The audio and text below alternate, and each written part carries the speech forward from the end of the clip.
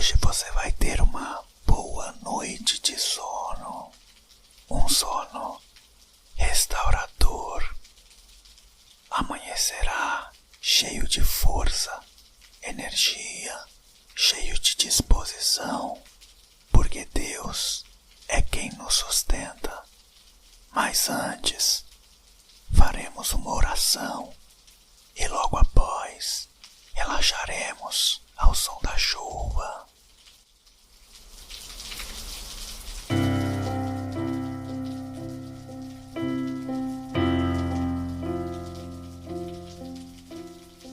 Deus de Abraão, Deus de Isaque e Deus de Jacó,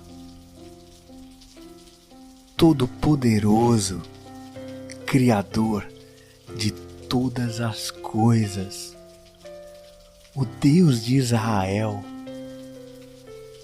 o verdadeiro Eu Sou, o Alfa e o Ômega, o princípio e o fim. Pai de nosso Senhor Jesus Cristo, obrigado, Pai, por mais um dia. Obrigado, Senhor, pela vida que pulsou em meu corpo neste dia. Obrigado, Senhor, pela provisão.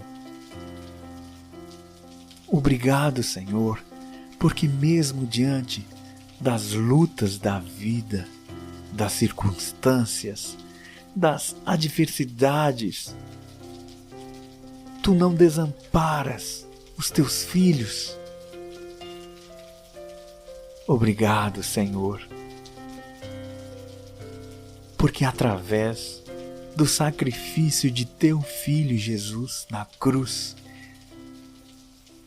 e através de Sua ressurreição ao terceiro dia, podemos chamá-lo de Pai.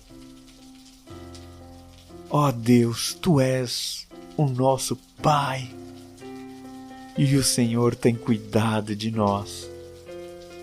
Tem nos sustentado com a Tua destra, com a Tua direita. Obrigado, Senhor, porque o Senhor é a nossa bandeira, o nosso refúgio, o nosso socorro bem presente na hora da angústia. O Senhor é a nossa provisão, é a nossa força. Obrigado, Pai. Acreditamos na Tua palavra. O Senhor é o meu pastor e nada me faltará. Ainda que eu andasse pelo vale da sombra da morte, não temeria mal algum, porque a Tua vara e o Teu cajado me consolam.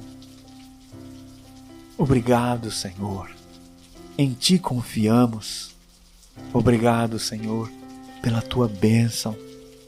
Obrigado, Senhor, pela cura, pela prosperidade, pelo sustento e por todas as coisas que Jesus conquistou por nós na cruz.